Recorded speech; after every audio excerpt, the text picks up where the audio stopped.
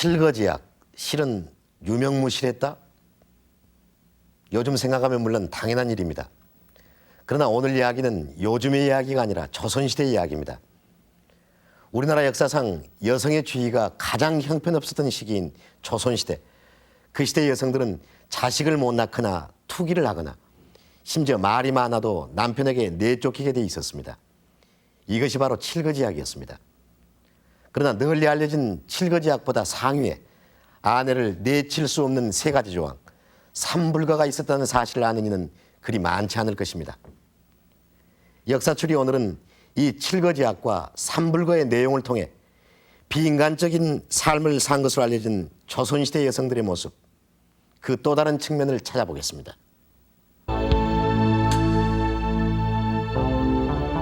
세종 7년 11월 16일 사헌부에서 왕에게 성균관 사성 이미를 탄핵하며 아뢰었다. 전하, 성균관 사성 이미는 처 최씨가 있음에도 불구하고 강씨를 처로 맞아들여 살고 있사옵니다. 지난날 사헌부에서 이미에게 강씨를 내쫓고 최씨를 맞아들여 살라고 한 것이 오래되었거늘 아직도 이미는 본처를 맞이하지 않고 이혼을 허락해달라 하고 있사옵니다. 그 연유가 무엇인고 상세히 아뢰도록 하라.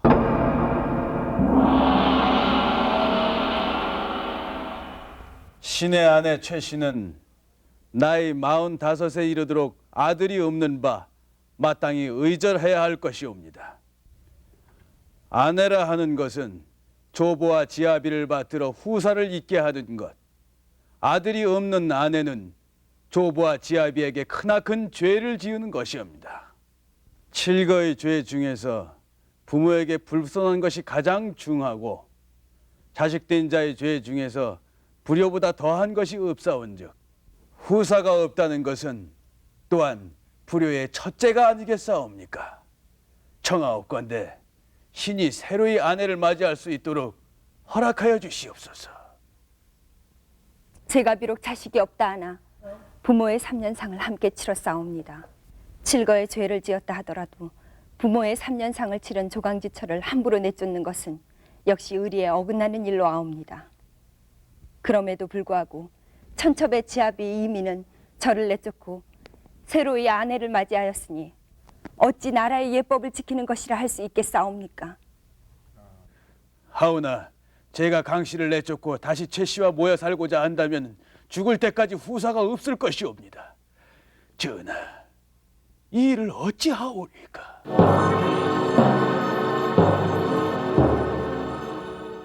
우리가 익히 알고 있듯이 아들을 낳지 못하는 것은 칠거지약의 한 조목이자 조선시대 여인들의 가장 큰 죄로 여겨졌습니다.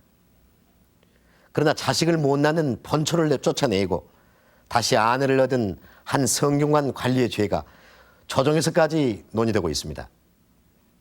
우리가 알고 있는 조선시대의 윤리로 미뤄보아선 이런 논의가 있었다는 사실 자체가 기이합니다. 그렇다면 세종대왕은 어떤 판결을 내렸을까요? 전하, 이 일을 어찌 처리하오리까? 이미의 처 최씨가 비록 아들은 없다 하나 부모의 3년상을 함께 치른 처지다. 우리나라 예법에 아내가 칠거의 죄를 지었으면 내쫓을 수 있도록 정하고 있으나 부모의 3년상을 함께 치렀을 경우 칠거 조항에 해당되더라도 내치지 못하는 의리 또한 정하고 있는 일, 이미의 이혼은 윤호할 수가 없노라. 지당하신 분부이옵니다. 이미의 사정이 비록 딱하다 하나 칠거의 죄를 이유로 함부로 아내를 내친다면 국법을 바로 세울 수 없을 것이며 또한 국가에서 이혼을 장려하는 셈이 될 것이옵니다. 이미가 아직 최 씨를 데려다 살고 있지 아니하니 율에 의하여 마땅히 장 90에 처하게 하소서. 사성 이미에게 유처 취처의 율에 따라 장 90의 형을 내리고 본처인 최 씨를 다시 맞아들이도록 하게 하라.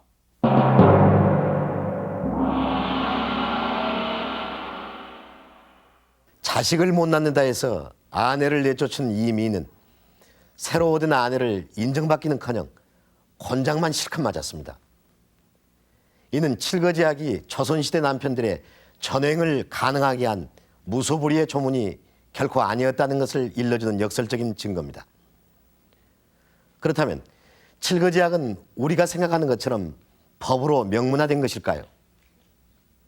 또한 그토록 절대적인 규범이었을까요? 칠거지약이 어디에 규정돼 어떻게 적용된 법인지 김자영 아나운서가 찾아봤습니다. 세종 4년의 실록 가운데는 당시 평안도 곽산군에 사는 평민 김마원의 처가 광질, 그러니까 정신질환에 걸려서 이혼을 당한 내용이 담겨 있습니다. 칠거지약 중 악질, 심각한 질병에 해당돼서 이혼이 된 경우죠. 칠거지약, 당시 이혼의 근거가 됐던 그 칠거지약은 과연 명문화된 법이었을까요? 우리가 너무나도 잘 알고 있는 이 칠거지약의 내용이 어디에 규정되어 있는지 한번 찾아보도록 하겠습니다. 우선 조선 왕조의 법전으로 쓰였던 경국대전을 찾아보겠습니다. 목차에 보면 이 부분에 있을 법한데요. 그러나 이곳에는 칠거지약이라는 말은 찾을 수가 없습니다. 자, 그러면 경국대전이 완성되기 전까지의 법전으로 적용해서 쓰였던 이 명나라의 배명률을 한번 찾아보겠습니다. 혼인조항을 찾아보니 여기에 출처, 그러니까 아내를 내쫓는 조항이 기록되어 있습니다. 그러나 구체적인 내용은 이곳에서도 나와 있지 않습니다.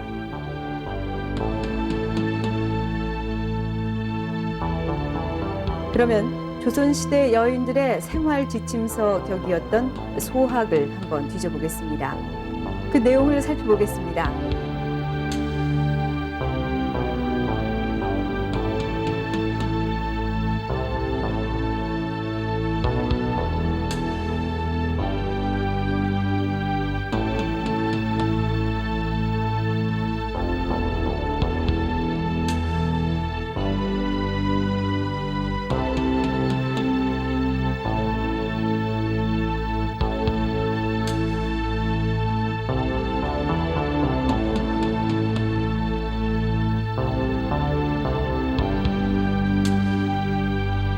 이 칠출의 조건은 바로 조선시대 여인들의 생활 지침이자 이혼의 조건이 되었던 것입니다.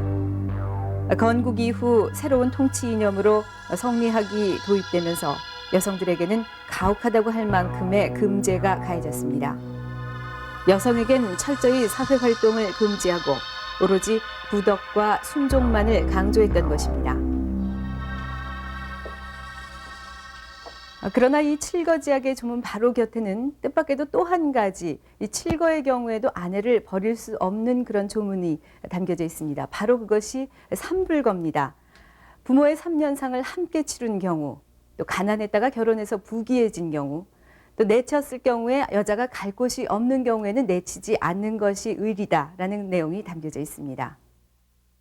삼불거란 조항이 있다는 사실을 알고 계신 분은 그리 많지 않을 겁니다. 조금 전 곤장형을 받았던 성균관 사성 이미도 삼불거의 조항에 해당됐기에 아들을 낳지 못하는 아내를 내칠 수 없었습니다. 그럼에도 불구하고 새로 아내를 얻은 그는 유처 취처, 즉 중혼의 죄를 받았던 것입니다. 그렇다면 삼불거란 과연 어떻게 해서 만들어진 조항인지 좀 더 자세히 알아보겠습니다.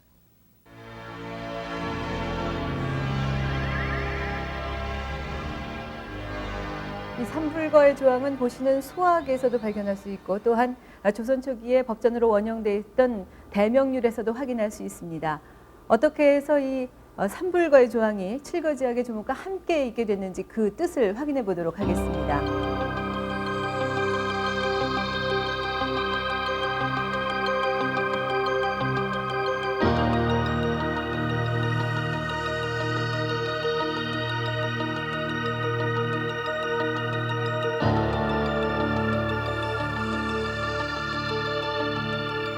칠거지약이라든지 삼불거라는 게 조선시대에 특히 강조되지 않았습니까? 그렇게 되기까지에는 그 어떤 역사적인 배경이 있어야 될 것 같은데 어떻습니까? 예, 조선시대 칠거지약이나 삼불거 규정이 그러니까 강조가 된 이유는 그러니까 두 가지로 설명을 할 수가 있는데 첫째로는 그러니까 유교윤리 자체에서 이야기를 할 수가 있습니다. 유교윤리에서 가장 중요시하는 것이 삼강오륜인데요. 삼강이라고 한다면은 부자, 군신, 부부관계를 의미를 하거든요. 그런데 그 중에서 가장 기본적인 것이 부부라고 보고 있습니다. 이제 그렇기 때문에 인륜의 시초로서 부부관계를 강조를 하고 그러다 보니까 그러니까 부부가 형성되는 방법인 혼인이라든지 또는 이제 부부관계가 해소되는 이혼이라든지 또는 결혼했을 적에 그 남자와 여자의 지위 문제라든지 여기에 대해서 많은 신경을 쓰게 되고 따라서 이제 국가에서도 그러니까 여기에 대해서 규제를 갖다 하게 되는 겁니다. 고려 시대까지는 그 칠거 지약에 해당하지 않는 여자에 대해서도 쫓아내는 경우들이 있었습니다. 칠거 사유가 없어도 남편들의 출세를 위해서 쫓아낸다든지 또는 뭐 부귀를 구하기 위해서 쫓아낸다든지 그러한 사항들이 있었는데 조선시대가 되면은 꼭 칠거지약에 입각해서만 여자를 쫓아내야 되고 그다음에 이제 그것과 아울러서 칠거지약 규정이 있어도 삼불거 규정이 있으면은 쫓아내지 않는 그러니까 그런 시기였습니다. 칠거지약이라는 것이 이혼을 허락해주는 그런 부분이고 또 삼불거라는 것은 이혼이 안 된다라고 규정하는 것이기 때문에 이 두 가지가 서로 상충되는데 그것이 어떻게 항상 같이 붙어 있는지 그 이유가 참 궁금한데요. 그 이유는 칠거지약에 의해서 여자를 갖다 이렇게 버린다면은 조항이 적용될 수 있는 것이 사실 굉장히 넓거든요. 네. 그럴 경우에 이제 여자를 좀 보호하는 입장에서 3년상을 갖다 이제 같이 치른 여자는 쫓아내지 않는다든지 또는 이제 뭐 쫓아냈을 적에 돌아갈 곳이 없으면은 여자를 갖다 쫓아내지 않는다든지 그런 식으로 보호 규정을 두는 것 같습니다.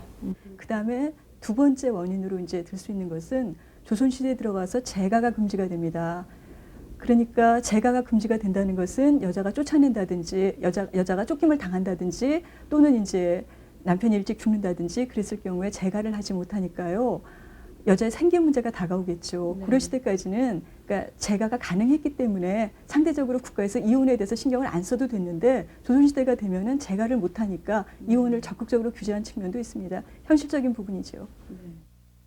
조선 초기의 실록을 보면 삼불거의 조건으로 아내를 마음대로 내치지 못하는 남편들의 경우를 많이 발견할 수 있습니다. 세종 22년 6월에는 이맹균의 처 이 씨가 투기로 계집종을 죽인 사건이 있었습니다. 이 씨는 게다가 자식까지 없었기 때문에 투기와 무자 또 칠거지약 중 이 두 가지 경우에 해당됐습니다. 하지만 세종은 이맹균의 처 이 씨가 부모상을 함께 치렀다는 것으로 이혼을 허락하지 않고 대신 가정을 잘못 다스린 죄를 물어 오히려 이맹균의 관직을 삭탈하고 황해도 우봉현으로 보내고 있습니다. 분명 여성만을 위해서 만들어진 것은 아니었지만 어찌됐든 이 삼불거라는 제도는 조선시대 가부장제적 질서 속에서 막대한 권한을 받았던 남성들에게도 이 아내를 마음대로 내치지 못하게 만들었던 것입니다. 조선시대가 여성들에게 가혹한 시기였음은 두말할 나위 없습니다. 그러나 칠거지약과 삼불거의 내용을 보면서 우리는 조선시대와 같이 남성의 절대적 우위가 실현된 시대에서조차 여성의 권리를 보장하고자 했던 또 다른 모습을 들여다볼 수 있습니다.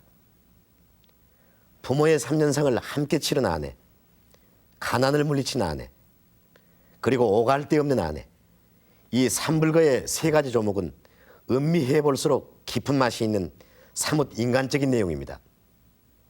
그러나 조선시대 선조들의 깊은 뜻을 알 수 있는 대목은 비단 삼불거뿐만이 아닙니다. 여성의 생존권과 직결된 부분, 다시 말해 재산권 문제에서는 지금보다 오히려 진보적이라고 할 만한 부분까지 발견됩니다.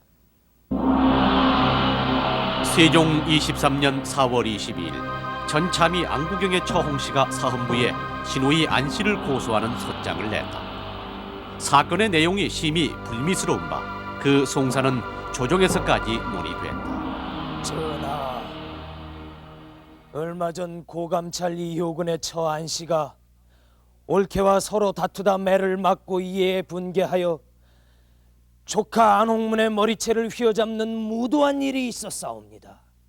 심지어 안씨는 백주의 알몸으로 거리에 나서 구경꾼들이 줄을 이었다 하옵니다. 해괴한 일이로고 사대부가의 부녀자들이 어찌 그런 행동을 할 수가 있단 말인고? 무엇 때문에 그리 다투었다 하더냐?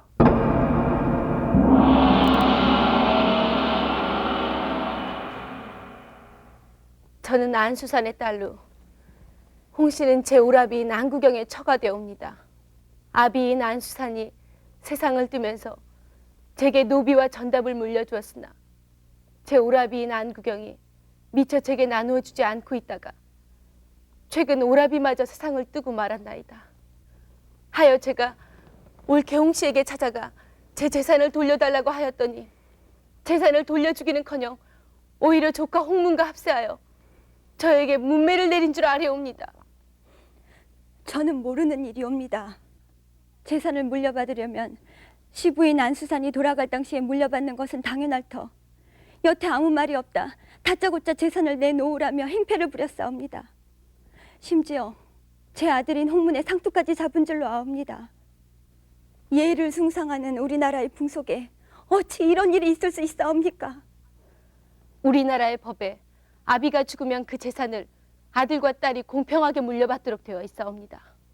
하오나 제 오라비인 구경이 미처 저에게 나누어지지 못하고 돌아갔으니 당연히 제 몫은 돌려주어야 할 것이옵니다.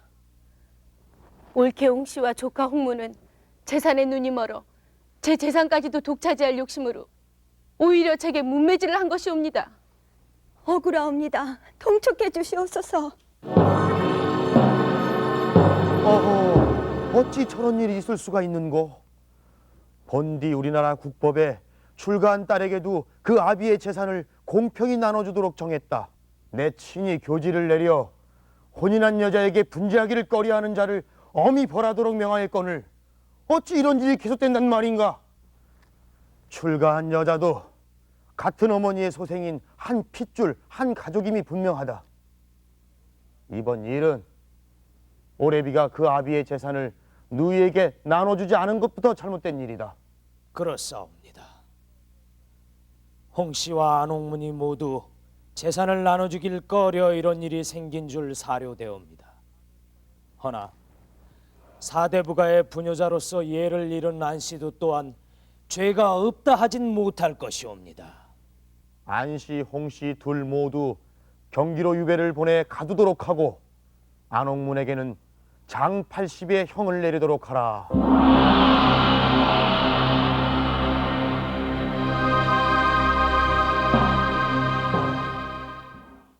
재산을 두고 다투던 신우이와 올케 모두가 귀양을 가고 그 조카는 곤장 80대를 맞았던 세종시대의 한 사건. 조선시대엔 적어도 재산 상속만큼은 출가 외인이란 말이 적용되지 않았던 모양입니다. 게다가 딸이 재산 상속분을 가지고 소송까지 벌일 정도로 개방적이었습니다. 또 다른 기록을 보면 여성이 재산 상속을 위해 임금에게 글을 올린 사실이 여러 차례 나타납니다. 조선시대 여성의 재산 상속 문제 좀 더 구체적으로 알아보겠습니다. 조선시대 부모의 재산은 아들과 딸에게 똑같이 상속됐습니다. 1661년에 작성된 나씨 집안의 분재기, 즉 재산 상속에 관한 서류를 살펴보면 혼인한 여자에게도 재산이 똑같이 상속됐던 것을 알 수 있습니다. 혼인한 여자의 이름 대신 사유의 이름이 적혀 있는 경우도 있지만 아들, 딸에게 재산을 똑같이 나누어준 사실이 노비 누구, 어디의 땅 몇 평까지 상세히 기록되어 있습니다. 그러나 최근까지도 결혼한 딸의 재산 상속분은 아들의 4분의 1 수준이었고 상속에 있어 남녀차별이 사라진 것은 불과 4년 전의 일입니다. 91년의 민법 개정으로 배우자를 제외한 자녀의 상속분을 똑같이 규정한 것입니다. 경국대전의 재산 상속 원칙은 조선 후기까지도 재산 상속에 남녀 차별은 없었던 듯합니다.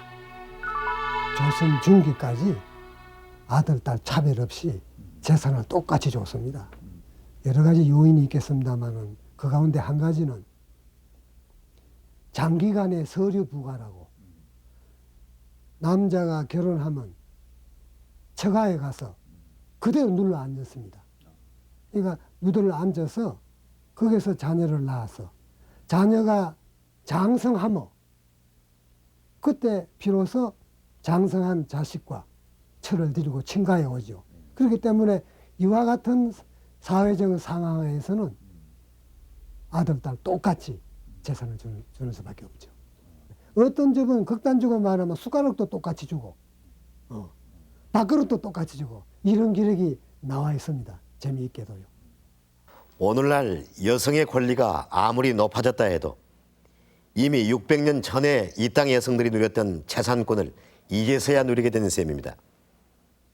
여성의 지위가 점점 더 열악해지는 조선조 후기까지도 여성의 재산 상속권에 대한 규정은 변함없이 지속됩니다.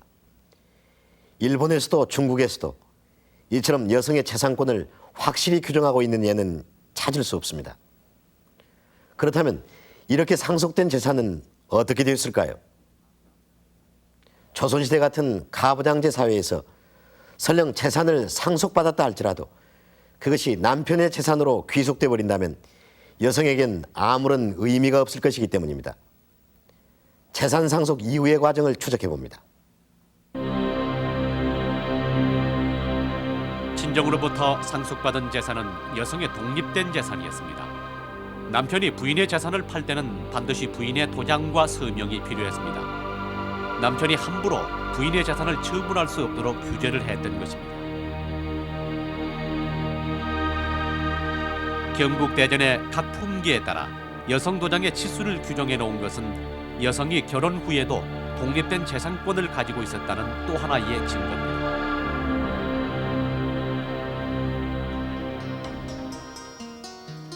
그러나 우리나라에서 결혼한 여성의 재산권을 보장해 준 건 역시 최근의 일이었습니다. 91년 민법이 개정되면서 이혼한 여성의 재산 분할 청구권을 인정한 것입니다. 그에 비춰보면 조선시대가 여성의 재산권에 있어서 얼마나 진보적인 시기였나 짐작할 수 있습니다.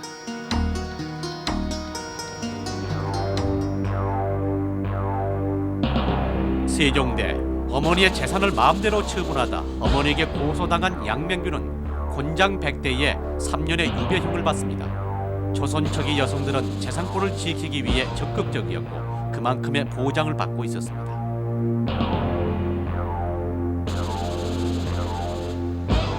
칠거지약과 삼불거 그리고 재산권을 보장받으며 살았던 조선 초기의 여인들, 그 참모습은 우리 생각 이상으로 당당했던 것입니다. 조선시대 여성은 재산을 평등하게 상속받을 권리와 결혼한 후 상속받은 재산을 독립적으로 행사할 권한도 지니고 있었습니다. 물론 조선 초기에 한정된 것이긴 하지만 오늘날에 비해 오히려 아들과 딸을 구별해서 생각하지 않았기 때문입니다. 유교를 사회적 이념으로 삼았던 조선 사회에서 어떻게 해서 여성의 지위를 보장해주는 이 같은 모습들이 드러나고 있는 것일까요? 조선 초기 여성 문제를 연구하신 이순구 박사께 알아보겠습니다. 이 선생님, 조선조 초기까지 여성들의 지위가 꽤 높았던 것처럼 보입니다. 조선조 여성들의 전반적인 권리를 어떻게 평가하십니까? 예, 실록에 나타나 있는 기록을 통해서 보면은요, 그러니까 자식이 없다든지 또는 투기를 했다든지 이런 걸로 해서 남편 쪽에서 이혼을 요구하게 되는 경우가 있어요. 근데 그 부분에 대해서 주정에서는 며칠씩 논의를 하면서 과연 이게 타당한 것인가, 그리고 타당한 것인가를 본 이후에 삼불거의 어떤 그런 근거에 의해서 이것은 오히려 남편한테 문제가 있다 해서 남편한테 죄를 주는 경우, 이런 것들을 볼 수가 있거든요. 그런 기록들이 세종대, 조선 초기 세종대에 상당히 많이 나오는 것을 볼 수가 있어요. 그런 만큼 이제 여성들의 어떤 그 권리가 국가적으로 보장되어 있는 그런 면이 있다는 걸 알 수가 있죠. 그렇게 된 배경은 무엇일까요? 아무래도 가장 대표적인 것은 중국적인 그런 부계적 가족 질서가 아직 일반화되지 않았다는 것이 가장 큰 원인인 것 같아요. 그 대표적인 예로 혼인의 습속에 있어서 남귀여가혼이라고 하는 것이 있었거든요. 남귀여가혼이라고 하는 것은 말 그대로 결혼해서 남자가 여자 집에 머물면서 생활하는 걸 말하거든요. 그렇게 되면은 그러한 배경에서 여자들이 아무래도 자신의 목소리를 갖게 되고 어느 정도 권한을 갖게 되거든요. 그것이 이제 구체적으로 이제 어떻게 드러나는가 보게 되면은 여자들이 결혼해서도 자기 집에 그러니까 살고 있기 때문에 그 부모의 입장에서 딸이 남의 식구라는 생각을 안 하게 되는 거죠. 남의 식구가 아니니까 이 딸에게 재산을 물려준다 하더라도 이 재산이 남의 재산이 된다, 이런 생각이 들지 않게 되는 거죠. 그런데 조선조 후기로 오면서 여성의 권리가 약화된 이유는 뭡니까? 그 초기에는 뭐 사대부 계층에만 한정되던 그런 성리학적인 그런 사회 윤리가 이제는 일반 양민들한테까지도 그게 보급이 되게 되거든요. 그렇게 되면서 그 이제 다시 들어가 본다면은 결국 성리학적인 사회 윤리라고 하는 것이 강력한 그 부계적인 가족 질서라고 할 수 있거든요. 그걸 통한 이제 사회 예속화라고 할 수가 있는데 그런 것들이 이제 일반화되게 되니까 여자들의 그 권리는 점차 위축되어 가는 것을 볼 수가 있죠. 네, 말씀 잘 들었습니다. 칠거지약과 삼불거 그리고 여성의 재산권. 우리는 오늘 이를 통해 조선 초기 여성의 새로운 모습을 살펴보았습니다. 물론 조선 후기로 넘어오면 유교적 질서가 자리 잡으면서 여성의 지위는 형편없이 낮아집니다만 적어도 조선 초기 이 땅에 살았던 우리 선조들은 생각했던 것 이상으로 여성의 권리를 보장해 주었다는 사실만큼은 분명히 확인할 수 있습니다. 오늘날 우리의 여성 인식은 600년 전의 그때와 비교할 때 과연 어떠한 모습일까요? 오늘 역사추리 여기서 마칩니다.